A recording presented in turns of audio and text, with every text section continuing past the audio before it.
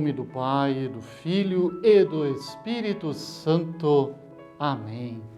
25º domingo do tempo comum. É o Evangelho de São Marcos, capítulo 9, versículos de 30 a 37.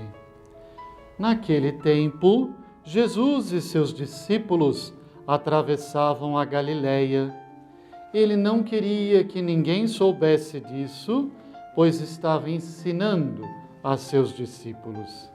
E dizia-lhes: o Filho do Homem vai ser entregue nas mãos dos homens, e eles o matarão.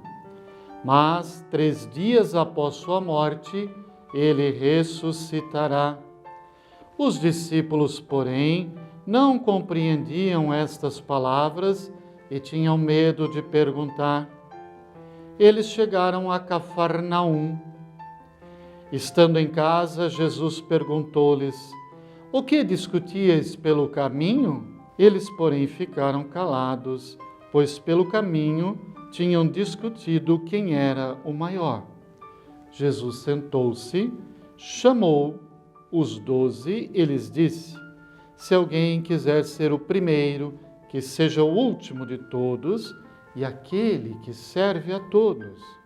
Em seguida, pegou uma criança, colocou-a no meio deles e, abraçando-a, disse: quem acolher em meu nome uma destas crianças, é a mim que estará acolhendo.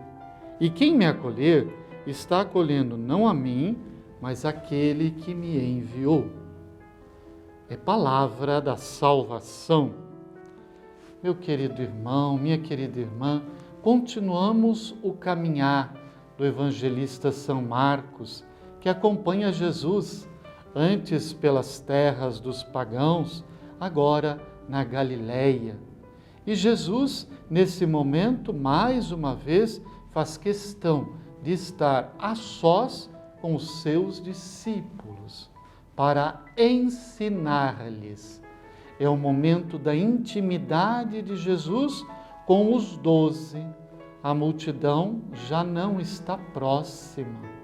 Jesus vai por caminhos desertos para poder ensinar a seus discípulos. A intimidade com o Mestre é uma característica dos evangelhos e nós somos convidados a estarmos a sós com Jesus, a deixarmos que Jesus também nos conduza por caminhos aonde, sem as distrações do mundo, possamos ouvir a voz de Jesus.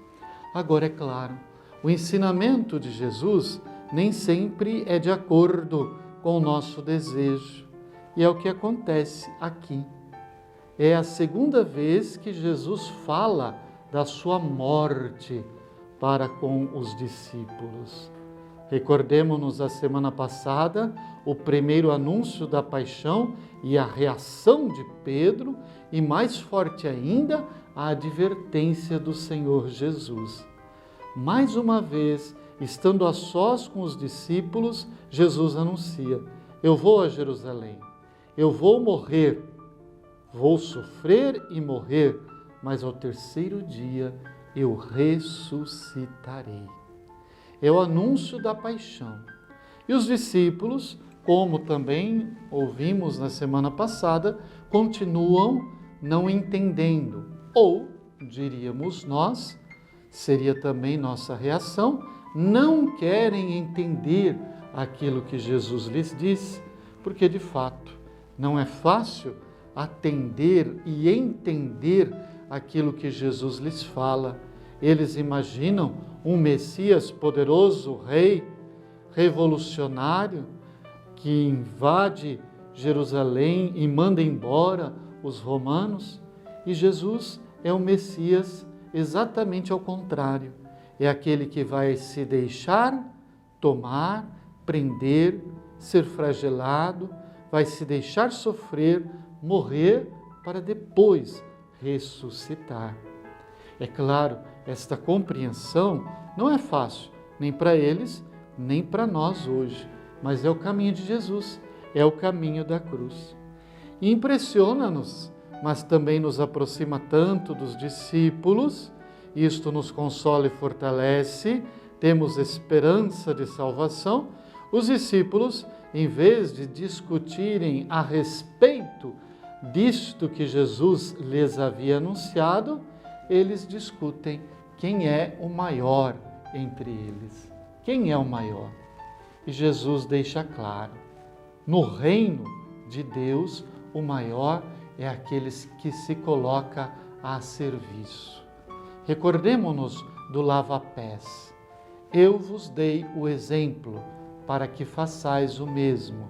Se eu, vosso mestre e Senhor, vos lavei os pés, vós deveis lavar os pés uns dos outros.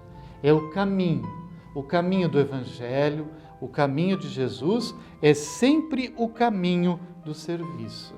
Então Jesus toma uma criança que naquela cultura, naquela época, era de fato um ser indefeso, totalmente dependente. Não pensemos nas nossas crianças de hoje em dia, birrentas e verdadeiros imperadores em suas casas, aonde os pais se dobram de joelhos e fazem todas as vontades das crianças.